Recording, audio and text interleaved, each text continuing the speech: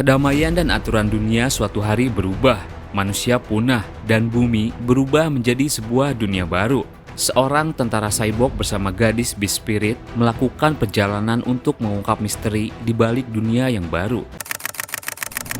Video ini merupakan kelanjutan cerita dari part sebelumnya.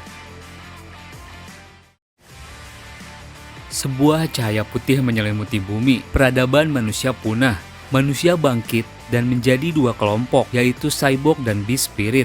Seorang cyborg bernama Hei Tongxi lalu bertemu dengan dua Beast Spirit di tengah perjalanan. Sampai akhirnya mereka sepakat untuk melakukan perjalanan ke Beast Spirit Gate.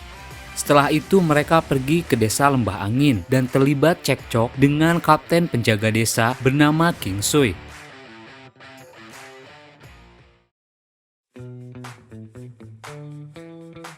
Setelah pertarungan mereka dihentikan oleh kepala suku di sana, Tongxi diajak masuk ke dalam desa. Di dalam desa, Tongxi diajak berkeliling. Kakek bilang, desa Lembah Angin adalah wilayah yang dekat dengan daerah cyborg. Desa ini adalah perbatasan. Penduduk di sini kebanyakan adalah Beast Spirit dan kami mempunyai prajurit perkasa untuk melindungi desa. Jadi cyborg dari luar tidak berani mendekati desa ini. Penduduk desa semuanya heran melihat Tongxi. Ini pertama kalinya mereka bertemu dengan cyborg. Mereka mendekati Tongxi dan memberi banyak hadiah. Kakak bayimu, ini hasil tanamanku sendiri. Ini untukmu. Tongxi malah melihatnya dengan kesal. Aku tidak suka sayuran. Bawa pergi saja. Anak itu lalu menangis. King Sui bilang, kau sangat berbeda dengan tuan bayimu yang dirumorkan. Tuan bayimu itu adalah orang yang ramah dan baik, tapi kulihat kau tidak seperti orang baik.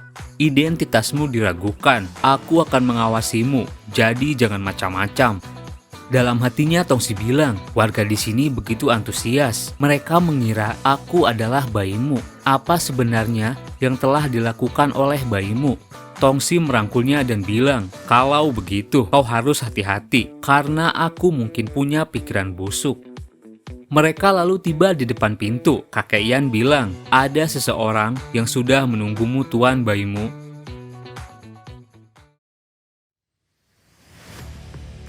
Sejenak Tongxi bermimpi lagi tentang bayimu. Terlihat Tongxi merangkul bayimu yang sudah terkapar.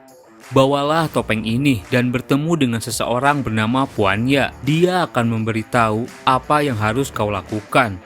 Tongxi kebingungan. Sebentar, jelaskan padaku dulu apa yang akan kau lakukan. Misiku adalah membunuhmu. Kenapa kau memberitahuku semua ini? Kenapa aku harus melakukannya untukmu? Hei, bangun. Tongxi terbangun dari tidurnya. Ia sadar dan sudah dikelilingi para Beast Spirit. Terlihat seorang sesepuh dengan tubuh setengah gajah. Dia adalah seorang apoteker desa Lembah Angin bernama Puan Ya.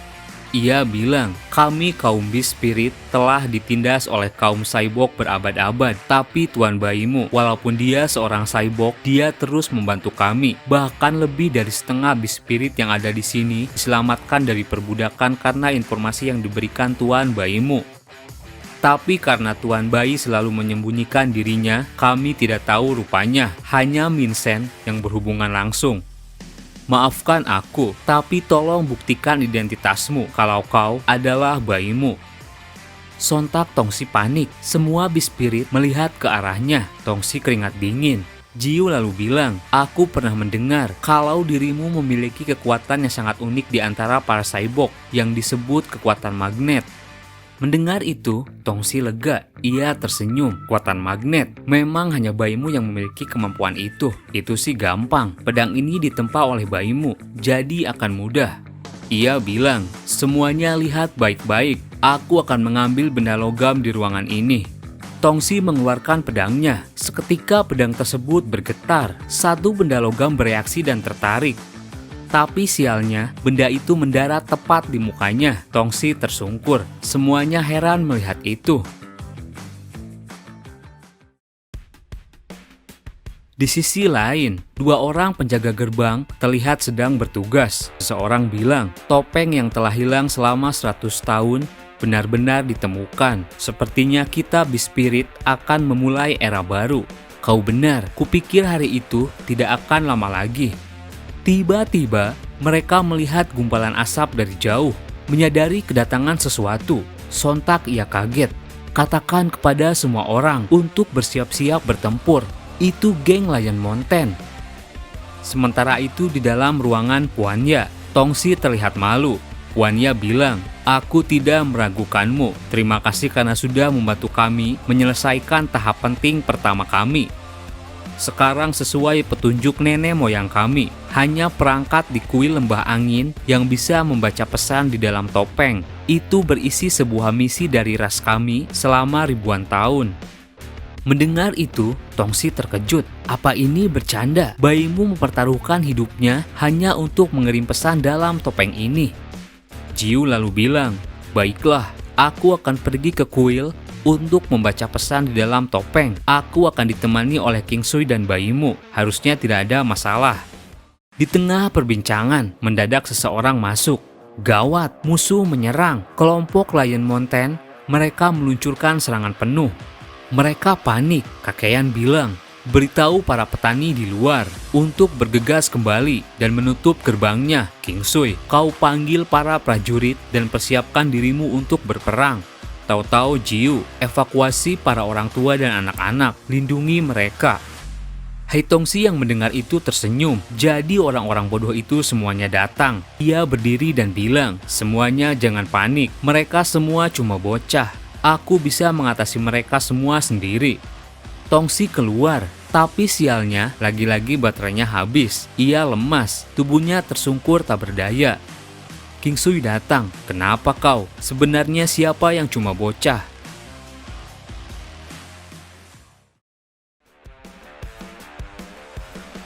Semua petarung di desa Lembah Angin mulai bergerak. Mereka mengambil senjata perang mereka. King Sui memberi komando, berjaga-jaga di daerah utara. Jumlah mereka ada ratusan. Bawa semua senjata, pemanah, naik ke atas tembok dan perkuat gerbang. Mereka mulai bergerak menjaga gerbang desa. Dari luar gerbang, seorang Saibok bilang, "Apa kau yakin Saibok berbaju hitam itu kesini?" Saibok yang dihabisi Tongsi ada di sana. Ia menjawab, "Benar bos, dia menuju ke desa itu. Dia juga menyelamatkan hibrid yang kita tangkap." "Apa yang kau bilang? Dia menyelamatkan para hibrid. Pasti dia mempunyai alasan. Kalau dibiarkan, bisnis perdagangan budak kita akan kacau." "Baiklah, kalau begitu waktunya untuk berperang." Dia adalah pemimpin geng perdagangan budak Lion Mountain bernama Sun Sousang. Terlihat ia membawa seekor anjing Saibok dan diikuti ratusan pasukan Saibok di belakangnya. "Serang mereka sekarang, tangkap dan jadikan budak." Pasukan Saibok mulai menyerang. Pasukan pemanah mulai bergerak melepaskan busur-busur panah. Serangan itu menghentikan pergerakan para Saibok. Satu badak besar dari pasukan Saibok berlari dan langsung menyeruduk gerbang. Pasukan Bispirit dari dalam berusaha mempertahankan gerbang. "Ini buruk, kita harus tetap menahan gerbang ini selama yang kita bisa." Di tengah situasi sulit, King Sui mulai bergerak. Ia melompat. "Aku tidak bisa diam saja dan menonton. Aku akan menghabisi mereka." Ia mendarat dan bilang, "Seseorang yang mengatur jalannya pertempuran akan menjadi pemimpin. Jika masterku ada di sini, dia akan berkata, potongan logam yang ada di sana itu adalah kuncinya. Bunuh pemimpinnya." Dengan cepat, ia berlari mengincar Sousang. Satu serangan dadakan dilancarkan. Tubuh King Sui ditendang oleh seorang Saibok. Tubuhnya terhempas. King Sui berhasil mendarat. Saibok itu berkata, "Menyerang seperti itu, kau berurusan dengan orang yang salah. Dia adalah salah satu kelompok petarung dari Lion Mountain bernama Fatiao. Hei hibrid, sepertinya kau kuat. Aku akan bermain denganmu sebentar." King Sui bangkit, "Tarik kembali ucapanmu. Yang mencari masalah dengan orang yang salah adalah dirimu." Sementara itu, badak yang di depan gerbang terus menyeruduk. "Sial, tidak lama lagi gerbangnya akan hancur. Hei Sanju, apa yang harus kita lakukan?" Sanju menjawab, "Baiklah, aku akan meluncur." Tanpa berpikir panjang, ia melompat dan langsung menghantam badak yang terus menyerang. Di sisi lain, King Sui terus bertarung. Fatiao melompat dan siap menendang. "Rasakan ini, vibrating spring." Satu tendangan dilancarkan. King Sui refleks menunduk dan menghindar. Ia bertumpu pada satu tangan dan langsung memberikan satu tebasan. Fatiao menyerang balik dan menendang punggung King Sui. Tubuhnya terhempas. Apa hanya segitu kemampuanmu? Aku mulai bosan. King Sui meledek. Apa itu kau tadi yang bicara?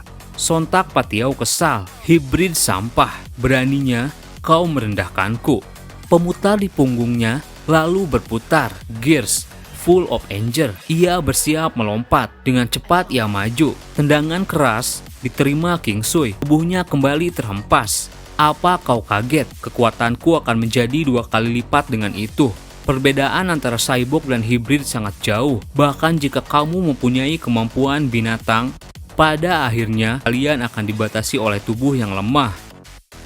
Ia melompat lagi dan siap menendang. Satu tendangan dilancarkan. King Sui berhasil menghindar. Fatiao refleks. Dengan cepat, ia menendang tubuh King Sui. King Sui mulai terpojok. Sungguh menyedihkan, menyerah saja. Kami akan membuatmu menjadi petarung bernilai tinggi di area budak. Serahkan juga cyborg yang membunuh pasukan kami. King Sui bangkit. Ia menjawab, apakah kau berbicara tentang cyborg yang menggunakan baju hitam?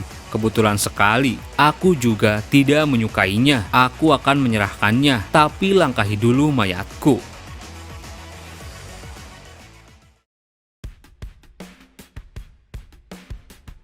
Cerita berpindah ke dalam desa. Di tempat evakuasi, Kakayan bilang kepada Jiu, bayimu sudah menemukan topeng yang hilang. Apa mungkin para cyborg datang ke sini karena topeng ini? Topeng ini adalah kunci untuk menghilangkan penindasan cyborg terhadap kita. Kita tidak boleh kehilangan topeng itu. Dalam hatinya Jiu bilang, Kakak Minsen sudah bersusah payah sejauh ini. Kita tidak bisa menyerahkan ke tangan siapapun. Kakayan bilang, sebagai kepala suku di sini, aku juga akan bertarung. Ini saatnya menunjukkan siapa bos sebenarnya. Wanya menjawab, ternyata kau masih saja seperti dulu. Katakan pada tuan bayimu, kita seharusnya bisa melalui masa sulit ini dengan aman, bukan? Jiu lalu teringat dengan Tongsi. Sial, aku melupakannya. Apa dia baik-baik saja? Terlihat Tongsi masih terkapar karena baterainya habis. Perang terus berlanjut. Pasukan cyborg tak bisa masuk ke dalam desa. Para Beast Spirit mulai bisa mengalahkan para cyborg. Sanju pada akhirnya bisa menumbangkan badak tersebut. Di sisi lain, pertarungan sengit terus berlangsung antara King Sui dengan Fatiao. King Sui terpojok, satu tendangan keras dilancarkan. Fatiao berlari. Ia bilang, apakah menurutmu tidak aneh? Cyborg itu bersedia membantu hibrid. Apakah kau tahu motif dia sebenarnya? Apa kau berpikir ras yang berbeda bisa mengerti satu sama lain? Satu hantaman ditahan King Sui. King Sui menjawab, kau salah. Aku tidak ingin tahu tentang motifnya, kepribadian atau masa lalunya. Aku hanya tidak mau menyerahkannya padamu. Dari arah jauh, pemimpin Lion Mountain melihat pertarungan yang tidak menguntungkan. Pasukannya tak mampu melawan. Ia bertanya pada cyborg yang dikalahkan Tongsi. Kau bilang, dalam beberapa tahun terakhir ini, penduduk desa ini telah menjadi hibrid yang lemah. Apa kau memberikanku informasi yang salah? Beraninya kau berbohong. Ia lalu melepaskan penutup anjingnya dan seketika berubah menjadi cyborg besar dengan gigi yang tajam dan siap menerkam. Cyborg anjing itu adalah mantan pemimpin Lion Mountain, kakak dari Saosang, bernama Liaoya. Tubuhnya sudah menjadi cyborg yang kehilangan akal. Nikmati makananmu, kakak. Cyborg itu lalu menghancurkan cyborg lain. Tak lama seorang cyborg menghampirinya. Bos, seperti yang kau rencanakan. Ketika pasukan kita menarik perhatian hibrid di gerbang utama, aku menyusup ke arah belakang dan berhasil menaburkan ratusan bom di setiap sudut desa. Dia adalah salah satu cyborg petarung dari Lion Mountain bernama Great Hook. Saosang sambil memegang bom bilang, kerja bagus, pesta pertama sudah siap. Sekarang waktunya untuk menjalankan rencana kita. Satu bom saja cukup untuk meratakan seluruh desa. Mustahil jika mereka menyingkirkan semua bom ini dengan waktu yang singkat. Saosang lalu berteriak, hei para hibrid, dengarkan aku dan berhenti menolak. Sekarang kalian semua cepat keluar dari desa dan menjadi budak yang akan kami jual di pasar. Aku akan menjamin keselamatan kalian. Jika kalian menolak, aku akan mengubah desa ini menjadi debu dengan bom yang sudah aku sebar. Di sisi lain, He Tongxi yang tersungkur karena kehabisan baterai membuka mata dan melihat bom di depan matanya.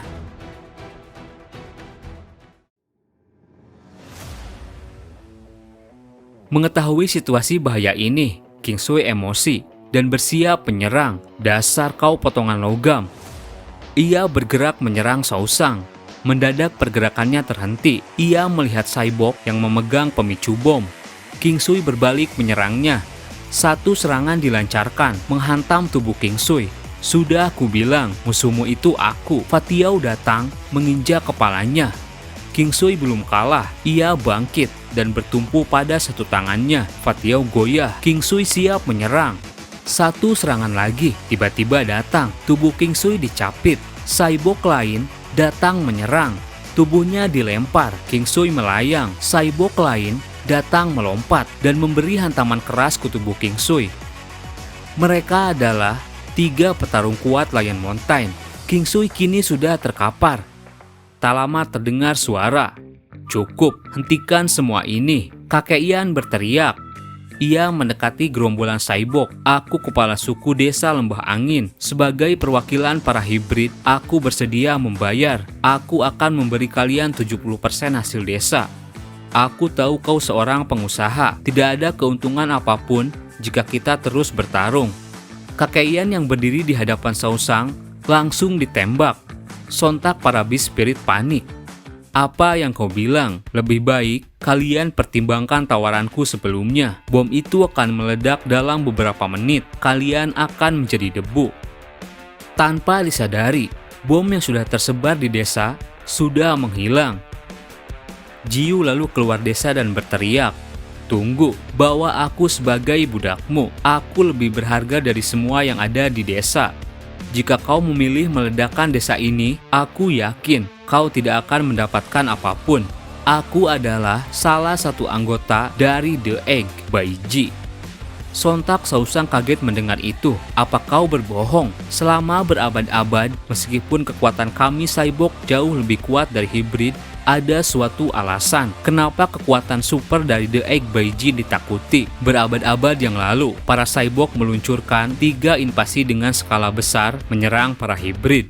Dan kami selalu kalah karena anggota The Egg mempunyai kekuatan yang luar biasa. Tidak ada satu orang pun di dunia Cyborg yang tidak mengenal The Egg by Ji. Tapi aku meragukanmu. Saosang lalu menangkap Jiu. Bukankah kau salah satu dari The Egg by Ji? Kau seharusnya bisa membunuh kami semudah menggaruk punggungmu. Cepatlah, tunjukkan kekuatanmu. Jiu berkata, sudah cukup, hentikan semua ini. Ia mulai bergerak, tumbuh. Seketika tangannya mengeluarkan tumbuhan dan langsung melilit tangan Saosang. Jiu melihat Cyborg pemegang pemicu. Satu gerakannya melepaskan pemicu yang dipegang. Cyborg itu panik. Hei, jika itu hancur, maka kita tidak bisa menghentikan ledakannya. Menyadari itu, Jiu langsung menangkapnya. King Sui bergerak, lempar ke sini Nona. Jiu melemparnya, tapi tebasan Cyborg memutus sihir Jiu. Pemicu itu akan jatuh ke tanah. Cyborg lain segera menendangnya. Bos, tangkap ini. Pemicu itu melayang di atas Saosang. Aku menangkapnya. Ternyata Tongxi datang menangkap pemicu tersebut. Para Beast Spirit senang. Itu tuan bayimu, tadi sangat menegangkan. Secara mengejutkan, Tongxi malah memberikan pemicu itu pada Saosang. Ini hadiah untukmu. Sontak para Beast Spirit yang melihat itu kaget. Tuan bayimu, apa yang sedang Anda lakukan? King Sui marah. Bajingan sialan, aku akan membunuhmu. Saosang di depannya bilang, kau adalah Cyborg yang berpakaian hitam yang membunuh anak buahku, bukan? Apakah kau memberiku ini agar aku bisa melepaskanmu? Tongxi menjawab, itu hanya kebetulan, karena aku juga seorang pengusaha. Jika harganya sesuai, aku akan membantumu menangkap semua hibrid di sini. Makanan, peralatan, aku tahu semuanya. Aku akan memberimu semua informasi. Cukup berikan saja setengah baterai pasukan kalian. Itu sudah harga diskon. Tongsi hendak memberikan pemicu tersebut. Sausang hendak mengambilnya, tapi Tongsi tidak memberikan pemicu tersebut. Aku hanya bercanda bodoh. Penduduk di sana lega, syukurlah itu hanya tipuan. Ternyata tuan bayimu ada di pihak kita. Tanpa paham situasinya, Tongsi bilang, pasti akan menyenangkan jika meledakkan ini semua. Ia bersiap menekan pemicu. Sontak mereka yang melihat itu mendadak panik. Terima kasih buat kalian yang udah nonton video ini sampai habis. Jangan lupa tulis pendapat kalian di kolom komentar. Mohon maaf jika ada salah, admin pamit dan sampai jumpa di video berikutnya.